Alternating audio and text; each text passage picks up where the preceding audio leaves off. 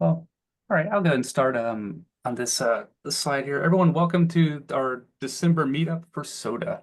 We have two talks today, one over GWAS, which I work at the Broad Institute. I've never heard of GWAS before. I'm just kidding. It's everywhere. Really cool though, a nice multi-omics talk. And also a second talk from will involve an online data set that has a web interface with it, which is really interesting to use, a set of physiological challenges.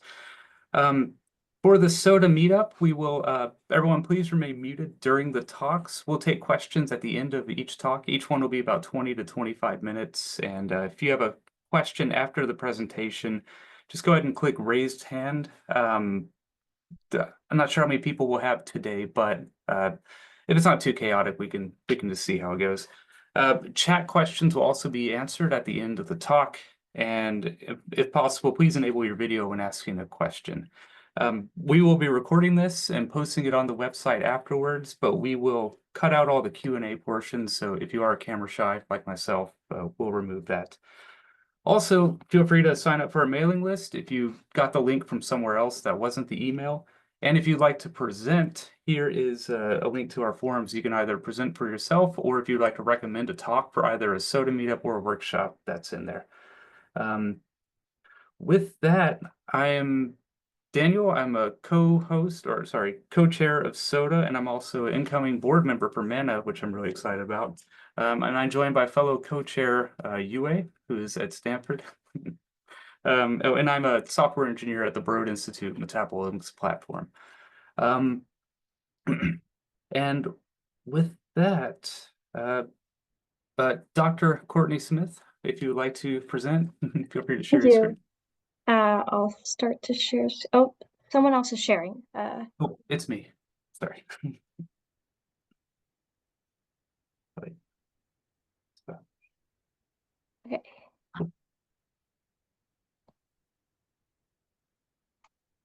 Okay, can you see my screen? Yes. Okay. Well, hi everyone. So my name is Courtney Smith. I'm a genetics MD PhD student in Jonathan Pritchard's lab at Stanford. I actually just defended this past fall, and it's great to be here. This is from the first project of my PhD, and it's published in 2022 in eLife. And in the paper and in this presentation, we focused on using metabolite GWAS to better understand molecular basis of pleiotropy. And I know this group especially focuses on metabolite-related tools and data sets. And so while this paper is a little bit more of an approach for how we can use biochemistry to interpret metabolite GWAS data and what we can learn from it, I'm happy to discuss how this approach can be used in other data sets. And at the end, I've also included links to relevant summary stats from this and related analyses. So if you're interested in the data, I'm happy to talk through how to use it and where it's located. So I'll start with some background and motivation for the project. Genetic variation underlies many complex traits and diseases, and studying how genetic variants affect these traits can provide more insight into why diseases occur and who may be at higher risk. And so one way to identify the genetic variants that are associated with a given trait is with GWAS, or genome-wide association studies.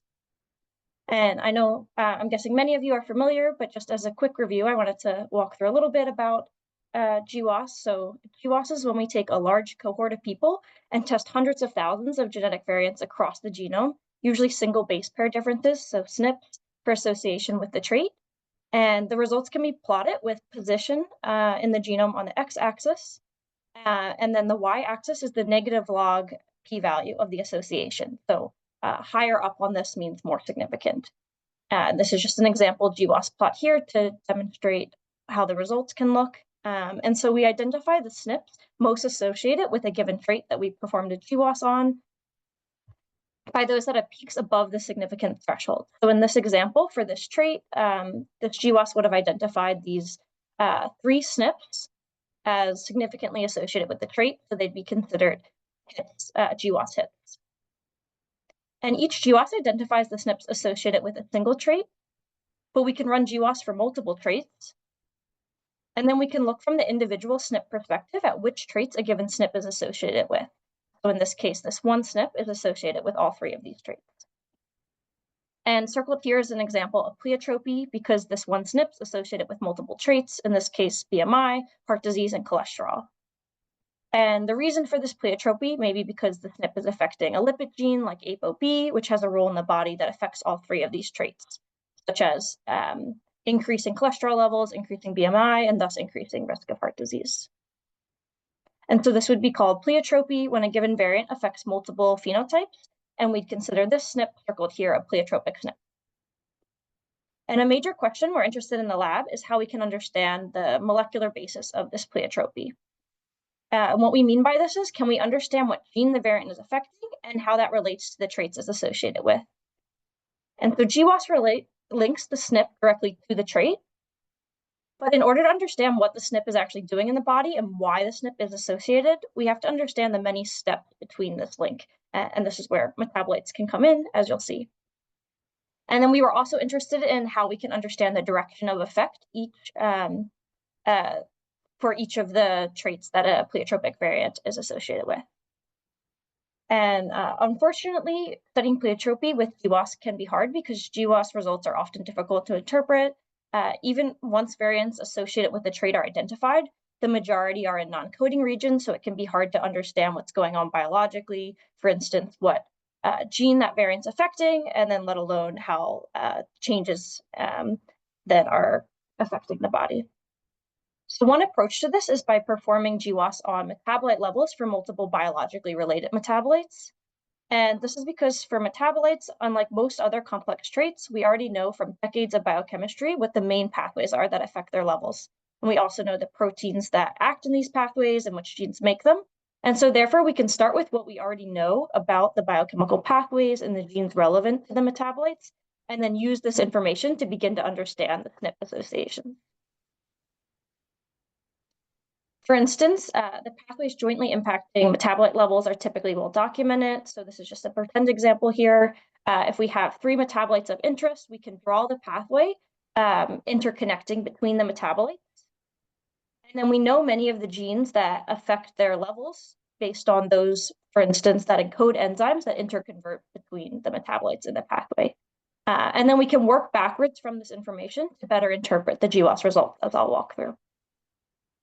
And so we hypothesized a good first step to answering this question was jointly analyzing GWAS results for biologically related metabolites. So now on to what we specifically did for the project.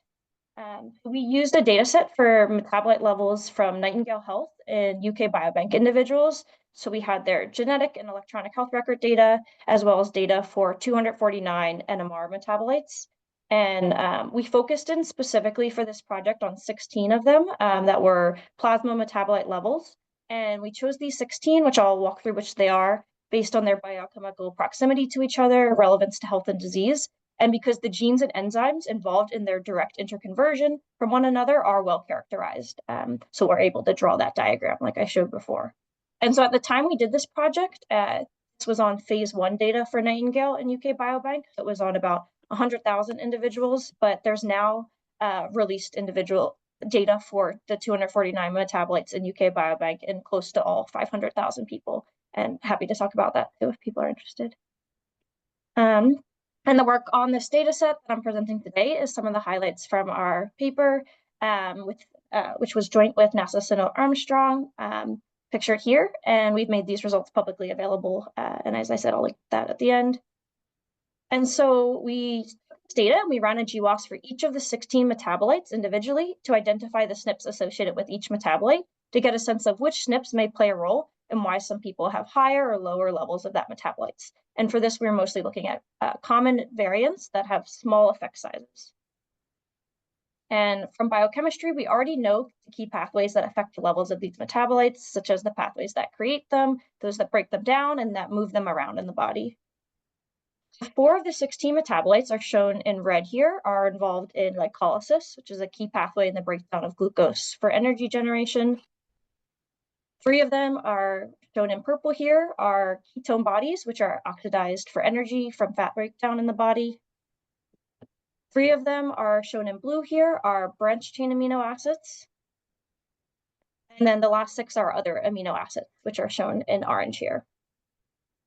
And so then we can put this all together, and here's a pathway diagram where each arrow here is a single biochemical reaction step, unless it's, except for the ones that are dotted, which are a little bit of a simplification. And there's a lot going on here, so you don't need to worry about the specifics, but the key takeaway is that we knew the exact biochemical reactions responsible for jointly impacting these metabolite levels, and we know the genes that encode the enzymes that facilitate these conversions. So this allows us to work on filling in these missing steps, connecting the SNPs to the metabolites that were identified by GWAS. First, by figuring out which gene the SNP is likely affecting, and then how changes to this gene may impact the biological pathways in our body and subsequently lead to these differences in metabolite levels in different people. And so now on to the results. So going back to our original questions, we can tackle this first one of what gene is the variant affecting and how this relates to the associated trait. So from the GWAS results, we identified 213 SNPs associated with at least one of the 16 metabolites, and many of these SNPs were pleiotropic, so they were associated with multiple of the metabolites. And for almost all these metabolite-associated SNPs, by working backwards from the biochemistry, we were able to figure out the likely gene each SNP was affecting and what the gene does. And so we did this by overlapping the gene lists from gene sets like KEGG and SIG-DB, and then because we knew which were the relevant gene sets for these metabolites. And then we used this to annotate the SNPs with all genes that were within 100 kb of the gene boundaries. And then we went through from that curated list and then annotated the SNPs manually based on the known biochemistry. And so specifically, we found 68 of the variants were annotated with genes that make enzymes that act in the specific pathway I showed you earlier. 46 were annotated with genes that make transporters, so for the proteins that move molecules around in the body. 30 were annotated with genes that make transcription factors, so proteins that regulate other genes. And then the rest were largely general cell function or lipid related. And so for this talk, I'm going to focus on the pathway enzyme ones, because for these, we know the pathways that the proteins act in and how the pathways influence the levels of these metabolites more directly. So here's an updated pathway diagram from before, and this is labeling all 68 pathway enzymes, italicized from the GWAS hits next to the reaction that they catalyze. And so we were really excited about this because understanding what the variants are doing in the body can be useful for a variety of downstream analyses, as I'll talk about, and help explain why these hits were associated with the metabolites. So for instance, there were some of the genes were enzymes involved in glycolysis, in the citric acid cycle, amino acid metabolism, and the coloring here corresponds to the metabolite group that that SNP had the most number of significant associations with. So if a variant was colored red, then that means that it had the most associations with lactate, pyruvate, citrate, or glucose. So if it had two associations, like one with glucose and one with pyruvate, and then one with leucine, then it would be colored red. And then if it split with the coloring, then that means it was equal for both. Okay, and so I know I'm going through this a little bit quickly, but we were able to begin to interpret the genes many of the GWAS hits are affecting and understand why they were associated with these metabolites. And so next we were curious if we could understand the mechanism explaining the direction of effect these variants have on the metabolites they affect. And so the simplest form of pleiotropy to start with is for trait pairs, so we started with that. So for instance, we can focus in on phenylalanine and tyrosine, which are down here at the bottom. And phenylalanine is converted to tyrosine in a single chemical reaction catalyzed by the enzyme encoded by the gene PAH. And genetic correlation quantifies the overall shared genetics between two traits. And so phenylalanine and tyrosine have a high positive genetic correlation, which means many of the variants that impact one also impact the other and in the same direction, such as a variant associated with both would typically increase both or decrease both. Like in the example before, we can look at the GWAS results for each of these and see which variants are associated with both, and then look at their effects on each of the traits. And so we found this variant listed here, which was annotated with the gene PAH that catalyzes this reaction. And when we look at the effect of this variant on each of these metabolites, we see it has an opposite effect on phenylalanine and tyrosine. So what you're looking at here is the coloring in these circles represents the effect from the GWAS, the respective GWAS on each metabolite, where blue is decreased and orange is increased. Our hypothesis here is that the variant is decreasing levels of PAH, resulting in less phenylalanine being converted to tyrosine, hence the decrease in tyrosine levels and association with increase in phenylalanine levels. And so keep in mind that with a genetic correlation of 0.5, most shared variants have the same effect on these metabolites, not opposite like this variant here. So it was an outlier. And we were curious why this variant was an outlier. So then we looked at other outlier variants and came up with a model. And so one example under this model is like this PAH variant. We could have two metabolites in the pathway, such as metabolite 1 and metabolite 2, that have a positive genetic correlation. And so if most variants have the same effect direction on each, and these outlier or discordant variants that have direction of effect different than most other variants, in this case, a negative effect on one and a positive effect on other, our hypothesis is that they're having this discordant or outlier effect because they're affecting biology between the two metabolites, represented by the star here. And note, this is often how we think about things in terms of perturbations in biochemistry. Like, it's really obvious if you think about it from that perspective, but this is being picked up in GWAS data where we don't actually really know what gene the variant's affecting or where it's acting in the body. This model is the simplest example, but we also have examples this model explains as well, even for metabolites further apart in the pathway, as long as the variant was acting somewhere between the metabolites in the pathway.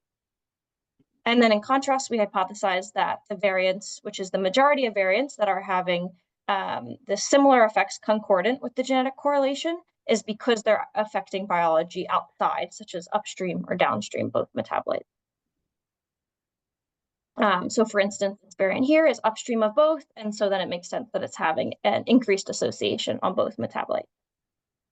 And so to evaluate this model more systematically in the data, we classified variants in our data as discordant versus concordant.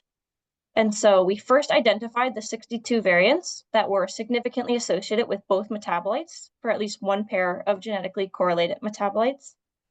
And then we classified them based on their sign consistency with the genetic correlation. So for instance, if two metabolites have a positive genetic correlation, then a SNP with the same effect on both metabolites, or either positive for both or negative for both, would be considered concordant. And then a variant with a negative effect on one and a positive effect on the other would be discordant.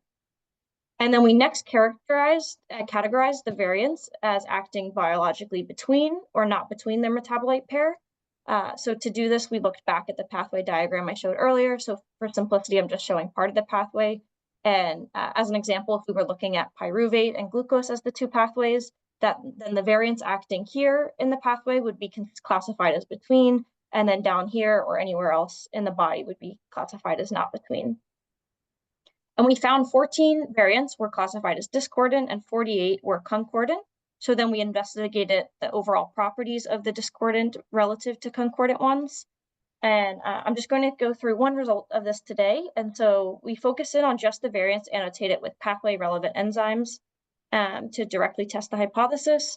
And consistent with the model, we found that the discordant variants affecting pathway relevant enzymes are much more likely to act between rather than upstream or downstream the metabolites for which they were discordant, which was not true for the concordant ones.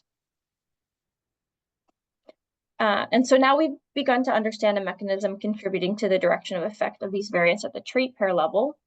And we can also extend this further for still two traits, but looking at variants genome-wide. So for instance, if we go back to the pathway diagram from before, if there were multiple outlier SNPs acting in a pathway between the metabolites, like this example one here, it may mean the pathway overall has an opposite effect on the two metabolites. And so we sought to evaluate if this outlier pattern of opposite effects happening at biology between the metabolites also extends to the pathway level, or if it's just at the SNP level. And as an example, we focused in on the metabolite pair alanine and glutamine, which are both amino acids and have a positive genetic correlation. And because of the overall positive genetic correlation, our hypothesis was that the pathways not between alanine and glutamine would have a local genetic correlation that was positive, whereas the pathways that overlap biology between alanine and glutamine would have a negative local genetic correlation, since many between acting variants would be discordant and thus have an opposite effect. And so I know this is really small text, so don't worry about the specifics, but the point of this is to show we then classified the nearby subpathways as either overlapping biology between or outside the biochemical steps connecting alanine and glutamine. And then we can zoom in and see that there are two pathways overlapping biology between them, since they overlap genes encoding enzymes catalyzing the reactions between these metabolites. So this was amino acid metabolism and glycolysis, citric acid cycle. So we can calculate the local genetic correlation, so the shared genetic effects within each of these pathways. And then we can compare these to the local genetic correlation for pathways outside, such as transporters, transcription factors, other areas of the genome. यार क्यों मतलब दुखी करती है? Someone's not muted. Okay, so you can still hear me? Oh, yes, we can still hear you. Okay, perfect. So these were the pathways overlapping biology, not between. And so we can see that pathways outside the two metabolites have a positive local genetic correlation, whereas the two that overlap biology between the two metabolites have a negative genetic correlation. And what this tells us is that genome-wide correlations, which are frequently used in the field of genetics to understand which traits and diseases share common genetic factors, often hide striking variation in patterns of pleiotropy, masking effects from variants most relevant to the core biology of the traits.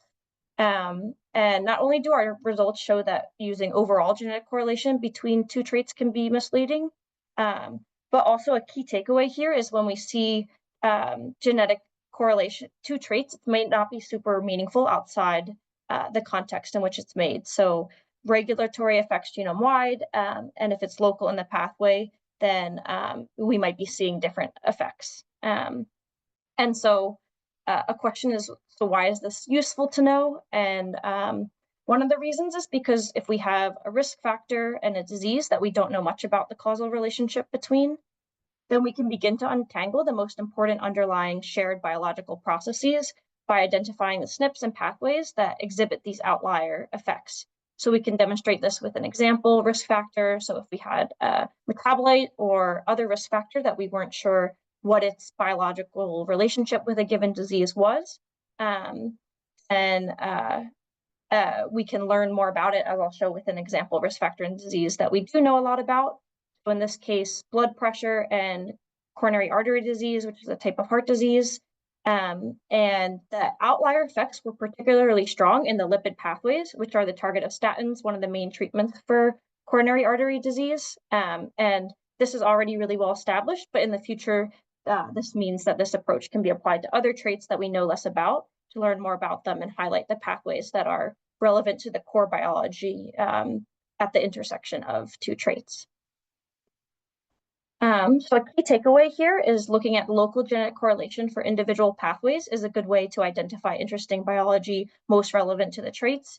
And this can be especially helpful for traits such as a disease we don't know much about the molecular basis of. Also, I'm realizing I'm running up on time a little bit. So how many minutes do I have left?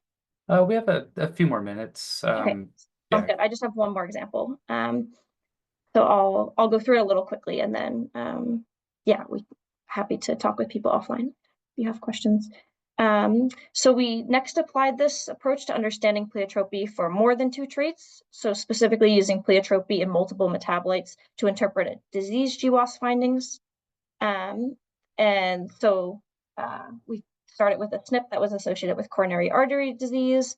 And as I mentioned, many complex traits like diseases have contributions from other complex traits like metabolites, and each of these traits have their own SNPs associated with it.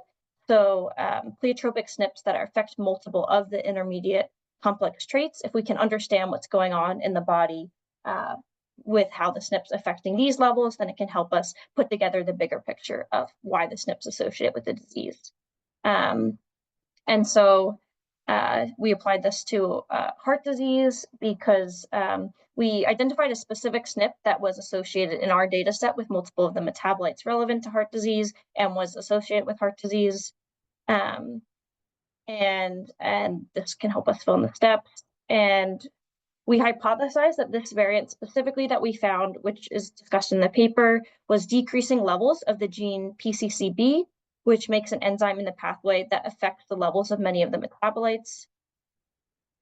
And we can arrange this order for visualization. And the specific details of this, I won't have time to talk about in this talk, but I just wanted to share that we filled in a proposed mechanism for how the SNP may be impacting the pathway in a way that explains the metabolite associations, but also together can help hypothesize why the SNP was associated with heart disease when previously the SNPs associated with heart disease wasn't understood, including which gene it was affecting. And so this matters because being able to identify and understand disease-associated SNPs can help us prioritize them for follow-up with experiments in the lab, and also shows how understanding associations, SNP associations with metabolites isn't just useful for studying the metabolites, but also can be useful for the diseases that the metabolites are relevant for. And so in conclusion, we can use knowledge of relevant biochemical pathways to interpret the function of GWAS hits. GWAS of multiple biologically related metabolites can illuminate mechanisms of pleiotropy, and the GWAS effects and local genetic correlation of variants affecting biology between the metabolite pairs often contrast with those upstream or downstream, and there's interesting things that we can then learn from that. So thank you to my co-authors and collaborators, and for all of you for listening. And there's a QR code linked to the paper, but then also I can put this in the chat. There's the data itself, including some of the data beyond what was included in the directly what we talked about, like this is for all of the metabolites, as well as the code. And then I also just wanted to do a plug that Nikhil, who's a great grad student in the Pritchard lab, also just released burden test for all of the 249 Nightingale metabolites in the full 500,000 people, and that data is publicly available as of a couple weeks ago. So I'll pause there. Thank you so much. I think we have time for one question, maybe on the quick side. Thank you for that. Yeah, so our next talk will be over HUMET, and Dr. Casimir, if you'd like to take over from here. Oops, did not share what. Can you see my screen? Yes. Yep.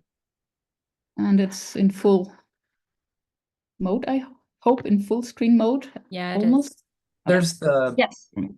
Yeah, just that bar up there, but that's to have still, seeing you on the side on the second screen. Okay, so what I would like to show you today is a data set that we made available earlier this year together with an interactive web application to allow people to explore the data without downloading it. But the main idea really was to bring out that data set. Now, what is this data set about? So usually when we do metabolomics in these big cohorts, as we just heard with the UK Biobank, we have exactly one data point, so one sampling, one blood draw, where we take the metabolomics data then from, and this is usually done under like as standardized homeostatic situation we can think of in human studies, that's overnight fasting. By the way, can you see my mouse when I'm moving my mouse, or? Yes. But we all know that this is just a snapshot, and during the day we have to cope, and especially our metabolism has to cope with a lot of different challenges, including diet, but also exercise and many other things. In response to such challenges, metabolism has to adapt systemically. Now, this dynamics of this adaptation is also interesting in terms of research into diseases, because the adaptation often is already disturbed before certain diseases manifest. So let me give you an example. The most famous example that we have with challenge studies is the oral glucose tolerance test. It's a clinically used standardized challenge test where people are giving 75 grams of glucose, and then the dynamic change of blood glucose is monitored over time. And when people are not back to their baseline after 2 hours, like in this blue curve, then they would be diagnosed with impaired glucose tolerance, and that's basically the hallmark of prediabetes. There are also other challenges and tests, like, for example, in exercise and in physiology. Many people look at lactate and how it's rising in blood during exercise, and that's also used for adapting training and so on. So these are very famous challenges and comparably standardized challenges that we can look at. And it's always certain metabolites that are of interest there. But having metabolomics data, of course, we can think of many other metabolites that we measure during an exercise challenge and also during an oral glucose tolerance challenge. And these things have been done. And also there are much more challenges like stress challenges and so on. Now, the question is, can we extend these known standardized challenges to more different ones and more looking at more metabolites? And what would we need to use this type of challenges to find more of this kind of the oral glucose tolerance test, where we can do early diagnosis with other metabolites and other challenges. And what is needed to go there is basically that we first know what is the normal response in healthy people for those challenges and the different metabolites in this challenge.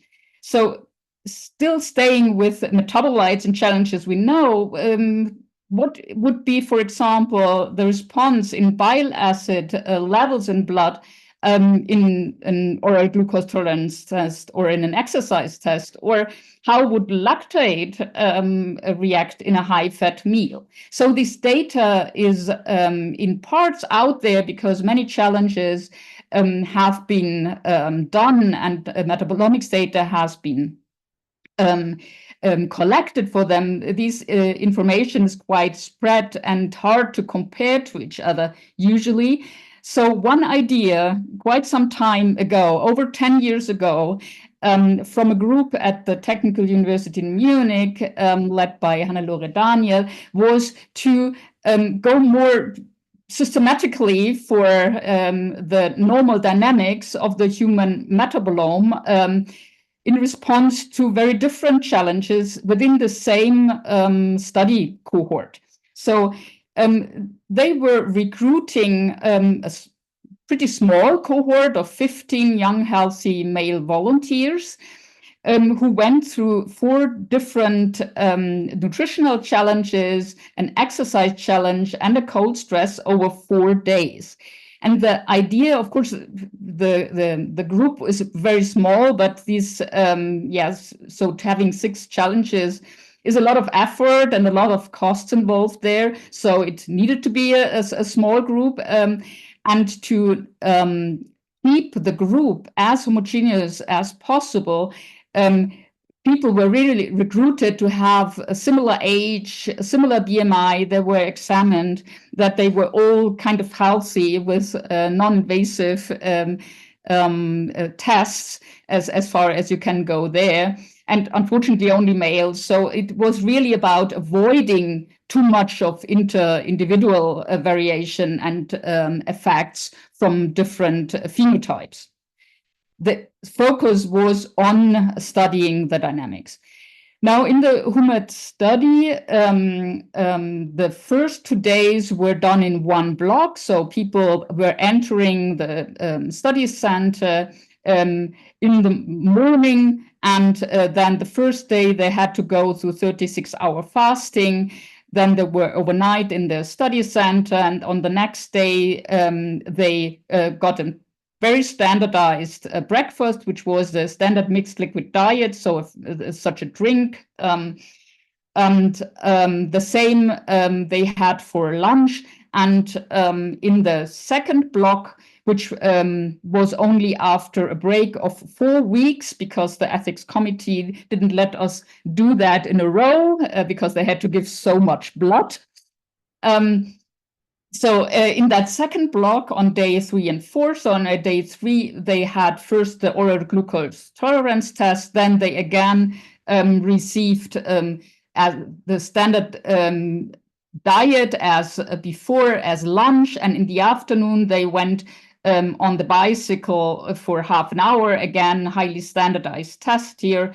And on the next day, they had an oral lipid tolerance test, which was basically that liquid diet with oil added to it.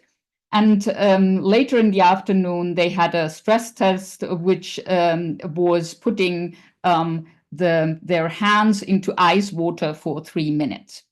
Now, over to standardize people a bit before they entered the study center, always at 8 o'clock in the morning, they had a chicken dinner. So it's a pre-packed dinner that they all received. And they had it before block 1 and before block 2 for dinner before entering the center. Over the complete run of these 4 days, blood samples were taken at different time points in different periods. So depending on the challenge, so during the OGTT, we had another sampling after 15 minutes because it was expected that there are quicker responses, but those periods always depended on the challenges. And at the end, we had time-resolved metabolomics profiles for with up to 56 time points for blood, but we did not only sample blood here, but also urine and also breath air and breath condensate were sampled and measured, not always for all the participants and all time points, but these were the different biofluids covered here. And in the first wave, which again was a very old work, we had the Biocrates data from the Biocrates kit, which was relatively new at that time, which mainly focuses on amino acids and lipids, including carnitines and phosphatidylcholine. We had NMR data, mainly covering lipoproteins, very similar to the Nightingale data, and some standard biochemistry like glucose, insulin, things like that. For urine, we also had NMR data, and here we had less highly resolved for the breath air mass spectrometry data, not annotated. So that was the first wave. But let me switch to the new data. So with the last samples we had, we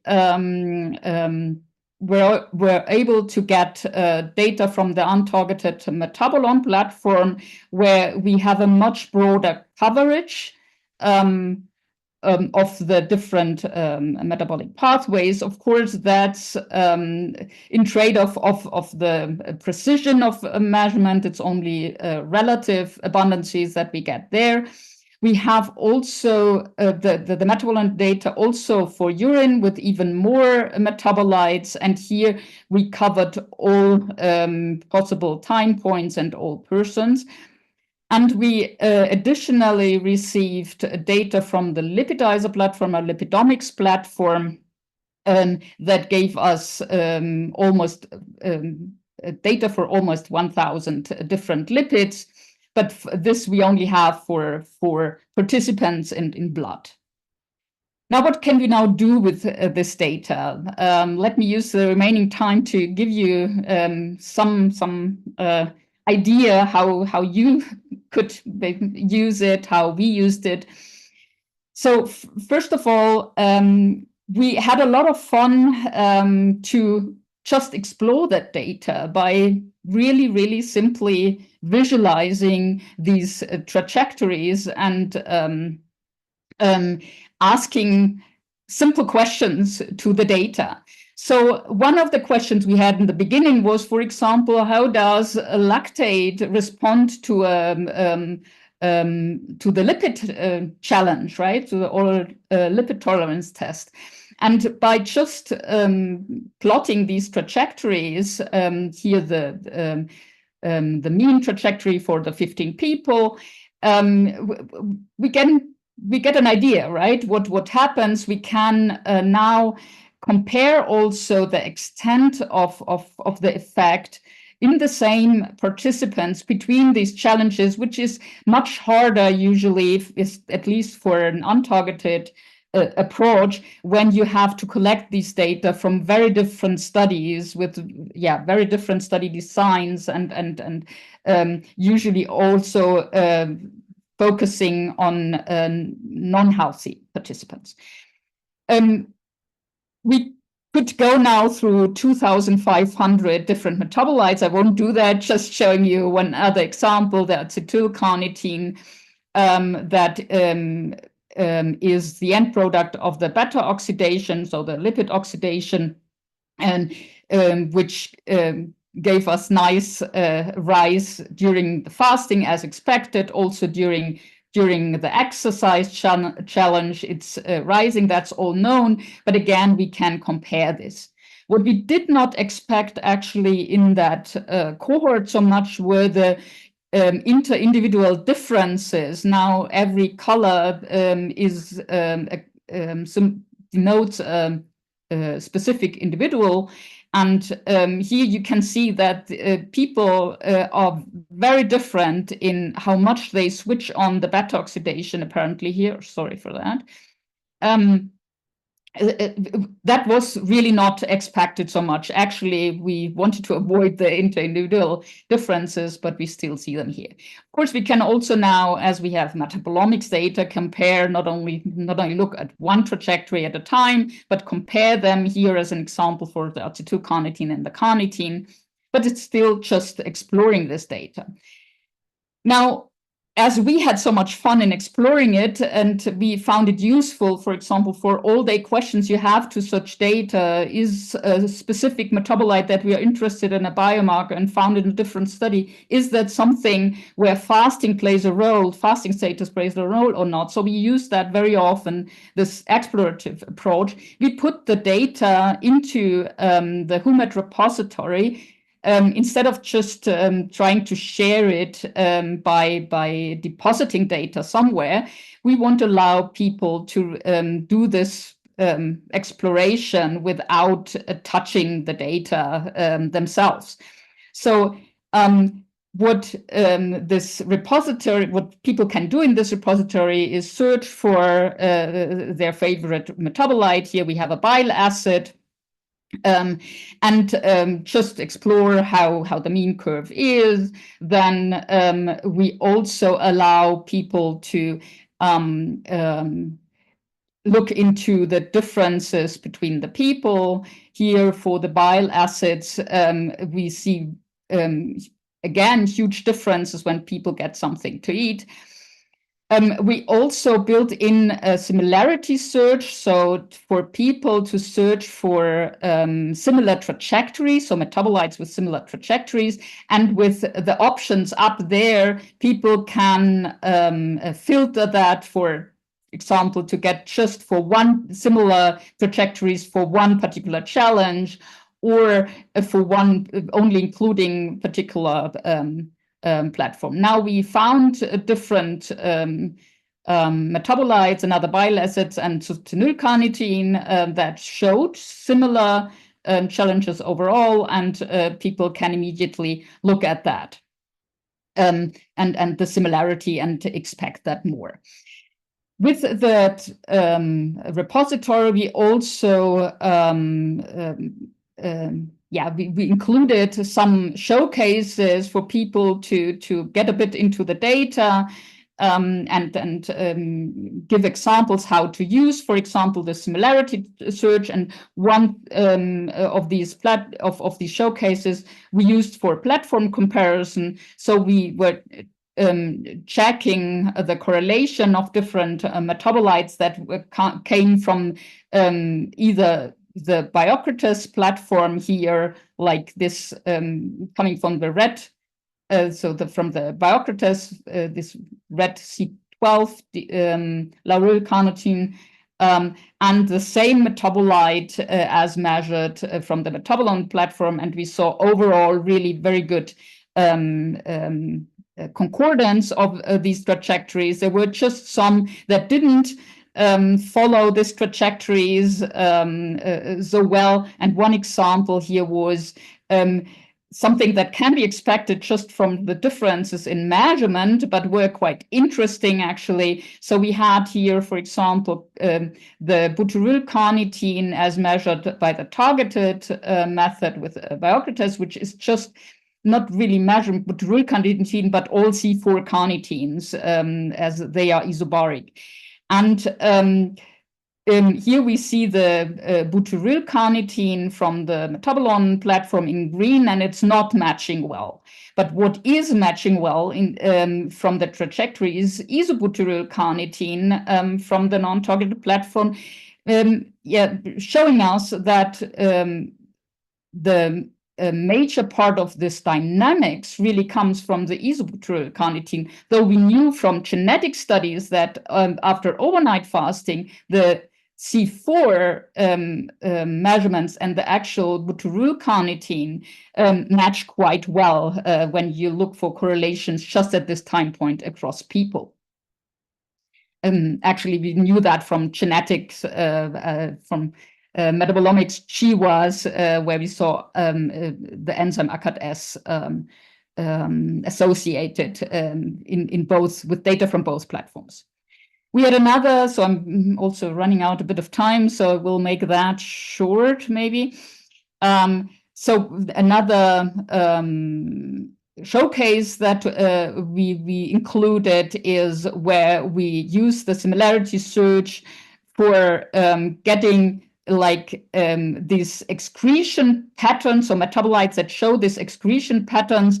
If you remember, so before the two study blocks, people had this chicken meal, and after, so during these 2 days, 2 times 2 days, they didn't get any meat, for example. And a marker, a dietary marker for meat is the 3-methylhistidine, and we use that one to get more of these metabolites with this excretion pattern, and indeed found other metabolites that are either already known dietary markers, for example, so coffee metabolites or metabolites that are contained in garlic and onion. But we also picked out other trajectories here that have not been described so much as dietary markers yet, but would be candidates. For example, so what we believe here, we have different metabolites that lipid metabolites that contain a C14 fatty acid chain, where we think what we see here is are metabolites from the cream that was part of that chicken dish. Now, we also included some pre-calculated statistical analysis, pre-calculated statistical analysis, and pre-calculated network that were here inferred from the correlation structure of the data itself. So what we wanted to achieve here, or allow people, is to explore the changes in increases and decreases in the different metabolite levels more systemically over different metabolic pathways, and depending on the time and the challenge, one can see that at certain pathways we have increases and decreases over time. Now, for these networks, we were building on previous experience with analysis we did in sectional data, where we used partial correlation networks to infer the different pathways without including any information on the pathway on biology. So it's purely based on the correlation structure of the data, and we use that because we have a lot of gaps, but also in the data, which makes it hard to do direct mapping on known metabolic pathways, and also unknown metabolites, or in the Biocrates data, these sums that are really hard to map on prior knowledge. And we were lucky that we really could do that with only 15 people, but where we had these trajectories, which of course also carry information about the biochemical pathways. Now, these networks and part of the networks we can then use to inspect, for example, responses at the same time but different meals. So to see, for example, here we see that the bile acids, of course, react most dramatically in the oral lipid tolerance test, but they also go up in the oral glucose tolerance test. It was one of the questions I started with. Now, this explorative data analysis, we hopefully covered a bit with our web server at humet.org. Of course, we think that this data is not fully explored yet, and we as one group cannot do this. So that's why we really wanted to get it out in a way where people first can have a look at the data and then maybe download it and inspect it more deeply and more carefully with more sophisticated analysis. We ourselves used the Humet data for several things, as said, not fully explored, but one thing we inspected were dynamic patterns of postprandial metabolic responses to 3 dietary challenges. And for that, we extracted just these 3 challenges where we had the oral lipid tolerance as a standard liquid diet, which was this mixed diet, and the oral glucose response. And our goal first was to depict which metabolites react no matter to any kind of food intake. So basically giving us a core postprandial response type. And there we found 89 different metabolites, but we were also interested in metabolites that only showed a response after one of these challenges. And here, just one example, we found a peptide. It's a fibrinogen cleavage peptide that interestingly only peaks after oral glucose tolerance test, but has no response in the other challenges. And we think that this might be even interesting for looking further into when it comes to the connection of fibrinogen and glucose load and stroke risk, which is kind of known, but the oral glucose tolerance test here could be a way to uncover this reaction in persons before they get into issue. And again, already in the 15 individuals from the Humet, not all had these peaks and not all at the same time. So we had inter-individual difference here as well. Now, the finally, should I skip that or briefly go into that? So it's one, yeah, I think the time's already over, right? If So you'd maybe like to continue, yeah, I guess it's just a question if people had questions right now or yeah. so let me just jump over that. So the other thing, what we did quite some time ago already, where we used the lipidizer data together with the Biocritus data, was to characterize the lipid sums from Biocritus a bit more to improve our interpretation of results a bit. We published that, and there we had lipidizer data where we had higher resolution of the fatty acid change, and these sums here, which always a bit hard to do the interpretation. And what we wanted to get here in the assumption that we can kind of make the sign here, which is of course not true because we don't know all of this rest. But what we were hoping for is exactly what we found, that we can at least say the majority of that sum is made made of this PC 1818-2, for example.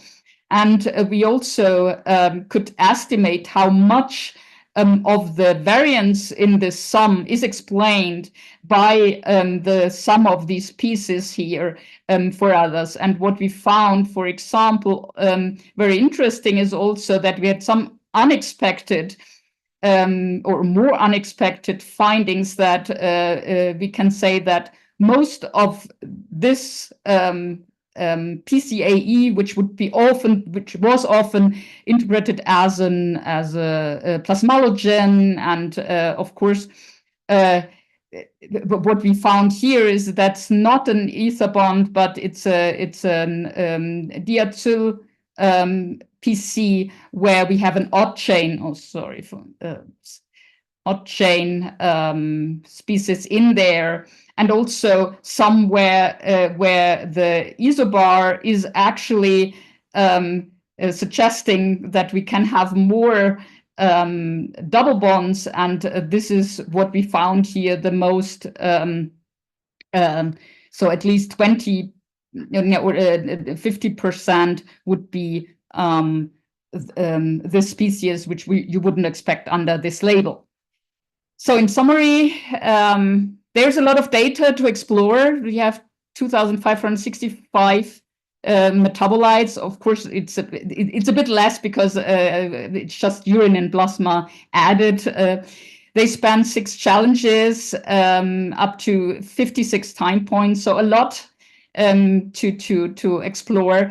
You can use the repository directly to get some idea what may be the most interesting questions you can pose to that data first before downloading. But of course, you are also invited to download this and really do much more meaningful things with that data. Please tell us if you find bugs, and please be patient. We are still hosting that repository outside of our center because we had 1.5 years ago, we had a cyber attack, and we're still, kind of struggling with that. With that, I would like to thank my group, and I highlighted the people who were involved in the Humidate repository most, and also, of course, there were more collaborators, especially those who really set up the study, and I also would like to thank my funders and you for listening, and I hope you have some questions for me. Great, thank you. That's a great talk. All right, well, if y'all do come up with more questions, we'll send an email out sharing the contact information of our speakers. Thank you so much, both of you, for presenting. So we're always looking for speakers too.